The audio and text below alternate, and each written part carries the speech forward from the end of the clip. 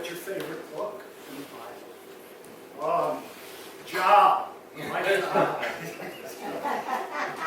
Good job. Here. And, I'll just start here, and we'll kind of go along. Kind of get going. Job and chapter 16. Something I can tell you that. Job 16. I was going to say something else too, but I can't recall exactly what it was. Job in chapter 16, and then Job in chapter 19. That's just the next page. I'll read you a couple of verses. And that's that. But Job chapter number 16, verse 19. Job says, also now, behold, my witness is in heaven, and my record is on high. Ours is too. We're going to have to stand to it one day. Verse 20, my friends scorn me, but mine eye poureth out tears unto God. Oh, that one might plead for a man with God, as a man pleadeth for his neighbor. When few years are come, then I shall go the way whence I shall not return. A lot of things you can recover yourself from in this life. One day you're going to die, and you can't overcome that without God's help. Chapter number 19, and I wanted to, while you turn into 19, Job said, my friends scorn me. Now in chapter number 19, a lot of my favorite verses are here in chapter 19. Beginning at verse 18, and Job says, yea, young children despised me. I arose and they spake against me. A lot of that going on today. Young people think they know so much, a bunch of dumb flumps, you know. I try to tell them, look, I've been where you've been, all right? I'm trying to help you. I'm trying to rebuke you. And they don't get it. You've never been where I'm at. I've been where you're at. Maybe I learned something along the way. Keep you from stumbling and falling. So he says, young children despised me. I arose and they spake against me. Job said in 19, all my inward friends, close friends, all my inward friends abhorred me. They whom I loved are turned against me. My bone cleaveth to my skin and to my flesh, and I'm escaped with the skin of my teeth. Have pity upon me,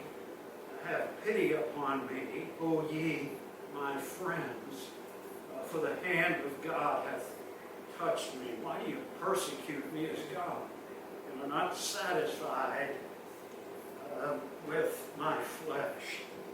I wonder this morning, something in common with these verses, Job here talking about his friends. And I wonder this morning if you have a friend. They're getting harder and harder to find. It's getting more and more difficult today to have someone that you can actually call your friend. I don't know if I have any friends. It's very, you get going in life. The only true friends, you young boys in here, young girls, typically the friends that you had when you were young, when you were growing up, as you go on through life, those will become your best friends. And so I say, choose your friends with care, because you might be stuck with them for a long time. So Proverbs, the Bible said, a man that hath friends must show himself friendly. And there is a friend. Yeah. Amen. Yeah, that sticketh closer than a brother. Yeah. Right. Father, we thank you, Lord, this morning for this church. Thank you for the stand and for the testimony that it has in this community, and it has one, a good one. And we pray these people that are gathered here, Lord, would study their Bible, read their Bible, love their Bible, and be a good testimony. I think most of them really care about God and about the Bible. And so, Lord, we pray that, thanking you for our friend, the Lord Jesus Christ. I've never been one like him. And, I'm happy that I have a friend like the Lord Jesus Christ. There's all these people, out here when Jesus Christ was walking on this earth, he came around, and those Pharisees, after a while, you know what, they got the impression, they looked at him, and you said, there's not something wrong with this guy. This guy is professing to be a healer, and he's professing to be a prophet, and he's professing to be these things, and he don't want anything to do with us. We're the upper crust, and he ought to be associated with us instead of the publicans and the sinners. It's all crud. There's upper crud and there's lower crud, but it's all crud. And till you get home to heaven, that's the way it's going to be. Jesus Christ never went to the big meetings, never went to the big council meetings and those kind of things, unless he was going to rebuke those guys. He was a friend of publicans and sinners. Brethren, I got a great friend. I try to tell people about him, man, they don't want to be his friend. They want the friendship of this world, so he could do it. But the well of Samaria, he didn't go in to talk to the scribes and the Pharisees. He went to the well of Samaria and talked to some woman there that had 7 husbands. And, he told that woman, he said, go and sin no more. He said, get out of here, you're forgiven. Now, little stipulation, don't carry on this way anymore. You go and you sin no more. He went to children. He said, suffer the little children and forbid them not, for such is the kingdom of heaven. We go to the Catholic conferences on Thursday is Youth Day. They got all of these kids walking along, brainwashing them in the ways of the Roman Catholic Church. So he was a friend of publicans and sinners, and I want to say he bought me. All right, we already went over that in Sunday school, but I was not down on the block.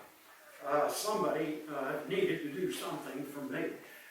Jesus said in Acts in chapter 20, he said, take heed therefore unto yourselves to feed all of the flock of God, and take the oversight which he hath purchased with his own blood. And God, he bought me. He laid down the money with his own blood, and he bought me. Took the price down. I'm his now. I belong to him. Lester Roloff said, when God found me, the people that love Jesus Christ, put him first in their life, what they found is that Jesus Christ is the best friend that you could ever have. And he'll take care of you. He'll let you go. God has let me go to where I'm almost at the end of my rope. I thought I was going crazy here about 6 months ago. I did, seriously. I just couldn't, things were going on, and I couldn't get a grip on it, and I couldn't understand why. And the Lord will get you right up to that point where you're just about insane. And then he'll step in and take care of the problem. He'll do it for you. He'll do it for anybody that'll come to him. I think, my little poem, I think that God will never send a gift as precious as a friend who always understands and fills each need as each day demands, whose loyalty will stand the test when skies are bright or overcast, who sees the faults that merit blame, but keeps on loving just the same, who does far more than creeds could do to make us good and to make us true. Earth's gifts, a sweet contentment bring, but only God can give a friend. And if you're a little lonely here, and if you don't know which way you're going, and if you feel like you're alone and God's forsaken and God's given up on you, he hasn't. And pray, ask God to give you somebody. Ask God for somebody to pull up there next to you somebody you can share the Bible with, go soul winning with, go out, go street preaching with. There's something to do for God. There was a little girl, a little 4-year-old named Martha, and she would hold her dolls in her little pudgy little arms, little 6-year-old fat cheeks and pudgy arms, and she'd squeeze those dolls and she'd love them and love them. And she went to her mother one day and she said, "You know something, Mom? I love these dolls, and I love them, and I love on them, and I love on them, but they never love me back." And Jesus Christ isn't like that. You love Him, He'll manifest Himself to you. Amen. That's right. He'll do it. I want to say this to you. Not only is He a friend of sinners and of publicans and sinners, but He's a friend that sticketh closer than a brother. A friend loveth at all times, and Jesus is a friend that's always there. You don't have to call Him on the phone. I don't understand this whole business of prayer. I don't get it. I don't pray like I should. I don't pray enough. I don't pray. This pastor has struggles. And I've almost got down to this point. Maybe it's true, maybe it's not true. But I think a lot of these people that have given churches trouble have never been saved, ever. And I think they just said some little prayer. Well, I'm saved. I said this little prayer. And that'll get the job done if you're serious. But I think that a lot of what's going on in this country today is a bunch of people joining churches. They don't know Christ. They don't have a friend. They don't know anything about Him. And I'm asking you this morning, do you know Him? He's a friend of love at all times. Is He a friend this morning? You can know Him. It's so simple to know Jesus Christ. It's not hard. It's not difficult. You can know Him this morning. Let's bow our heads for a word of prayer this morning. And we'll close. Now, Heavenly Father, we're grateful for the Lord Jesus Christ. Thank you, Lord, for just salvation yet, of course. I got somebody that I can talk to about troubles. Lord, I've got somebody that will come to me and squeeze a lot of my heart until the tears pop out of my eyes. And Lord, I know that you're there, and I know that you care. Lord Jesus, I'm glad to take my place with the publicans and sinners and call on you. And God, if there might be somebody here that has quit trusting God, maybe they're discouraged and they're defeated and it just doesn't look like anything's going their way. God, would you just remind them this morning? I preach this, Lord, because I want them to know, I want them to be reminded that God hasn't changed and He still cares for them. I know they're lonely and they're empty and doesn't look like they got anything going and their prayers are getting answered. And Lord, they're just kind of trudging along day to day, doing the necessary things of their job and their family and cooking and eating and sleeping and those kind of things. But the joy is all gone. Lord, restore unto them the joy of your salvation. Remind them that you love them, that you're their friend. Lord, we just pray that you come soon. And Lord, we're sick of this world. We're tired of sin. I'm tired of my sin. I'm tired of everybody else's sin. Lord, we just want to go home, be with you, God. Would be better. I don't know everything about it, but it don't sure to be better than this. And so, Father, please help us here today, God. Help us to put our trust in you. You're somebody that can be trusted. We don't have to worry about you running off and spilling the beans to somebody or telling somebody else what we told you. God, you'll be true and you're faithful. Thank you for loving us and for caring for us. In the name of Jesus Christ. Amen. All right, brother, God bless you.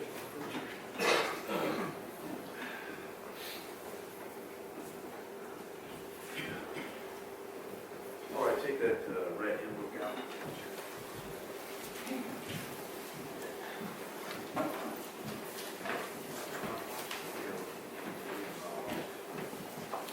Take that red hymn book out here on the way on my wife before she gets here. 445.